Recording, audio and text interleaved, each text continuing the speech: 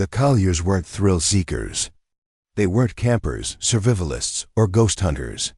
They were just a family trying to heal. Michael Collier, 45, had recently recovered from a heart attack. His wife Elise, a third-grade teacher, had convinced him that they needed a reset, just the four of them.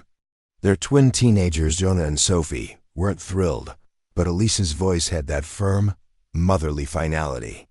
Journal entry, July 3, 2017, were finally packed. I think Michael's nervous, but I haven't seen him smile this much in months.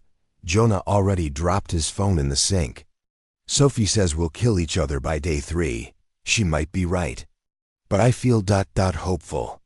They left their home in Eugene, Oregon on July 5th in a borrowed 28-foot RV. Michael's brother Daniel had offered it up as a gift. Take her out. Stretch her legs, you guys need the fresh air. By July 8th, they'd reached northern Utah. They stopped at a remote gas station near Escalante.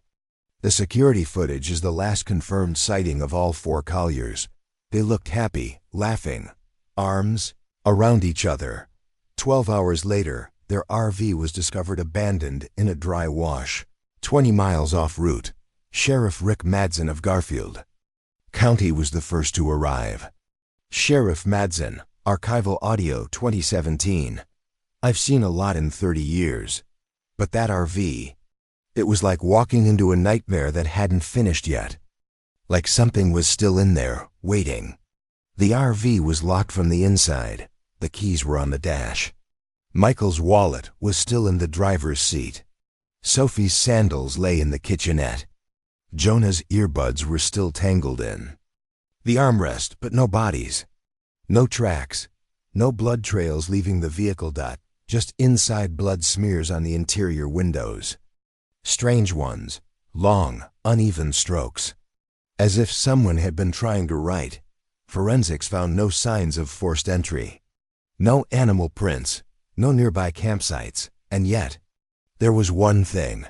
A message scrawled in condensation on the rear bathroom mirror just before it dried. Don't follow the music. Elise's sister Mara went to the press. They wouldn't just vanish, she cried during the interview. Someone did this. Someone knows. For a week, rescue helicopters circled the terrain. Drones scanned miles. Heat signatures were tracked. Bloodhounds picked up nothing. Then came the second clue. A tourist named Carla Densmore was hiking near Dry Fork Narrows about 10 miles from the RV when she discovered a Polaroid. Buried beneath stones. It showed the 4 Colliers. In the desert. Posing in front of what looked like a cave entrance. They weren't smiling, and behind them, barely visible, was what looked like a human figure. Slender, pale, and barefoot. Carla Densmore.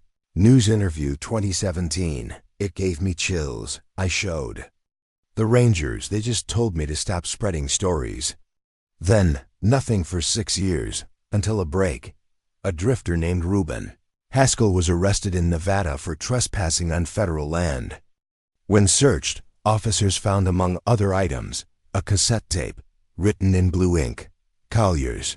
Day 5 inches, transcript of cassette tape, audio crackling. Female voice, distressed. Presumed to be Elise Collier. We shouldn't have followed. The sound, I told Michael, it wasn't music. It was like crying, like 100 children humming in the dark. But Jonah said he saw lights. Muffled sounds, scratching, breathing. We can't get out. We try, and the RV turns back. Every time. I don't think we're in the same place anymore. Last night, something knocked, but not from outside. From underneath. The photo Carla found had been geotagged, though faintly. It took months, but a retired ranger named Jeff Ainsworth finally tracked the likely location, an unmarked sandstone formation deep in the Escalante Canyons.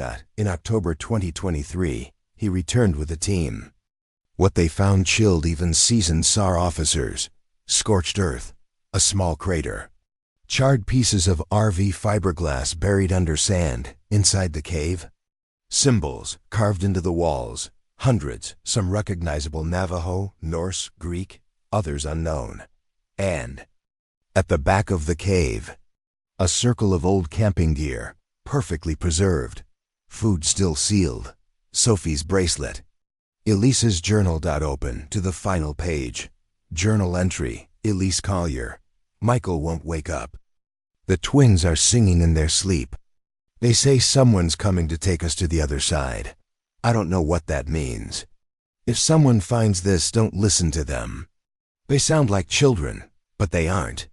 Narrator, no bodies were recovered. No footprints led in or out of the cave. DNA confirmed the items belonged to the Colliers, but that was all. Locals whisper about an old Paiute legend, the Echo Ones. Spirits that mimic the voices of children, drawing travelers into hidden places, never letting them go. But Sheriff Madsen, now retired, isn't so sure. Interview 2024. Something unnatural happened out there. I don't think they just disappeared. I think something wanted them. Some believe the cave was a geological anomaly, a place where time warps. Others suggest it was a crime staged with deep psychological manipulation, but no arrests were made. Final image: the last year in April 2024.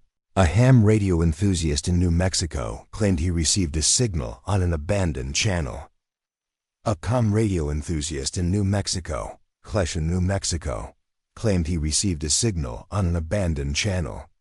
Recording: faint, fuzzy, but unmistakably a child's voice. Mom says we're staying here now. She says time doesn't work right, but it's okay. The music helps us sleep. To this day, the area near Dry Fork is avoided by hikers after dark. The cave has since collapsed in a storm. And the Colliers? Still listed as missing, presumed dead. But for those who've heard the story, that assumption comes with unease. Because sometimes silence isn't the end. Sometimes. It's just the beginning.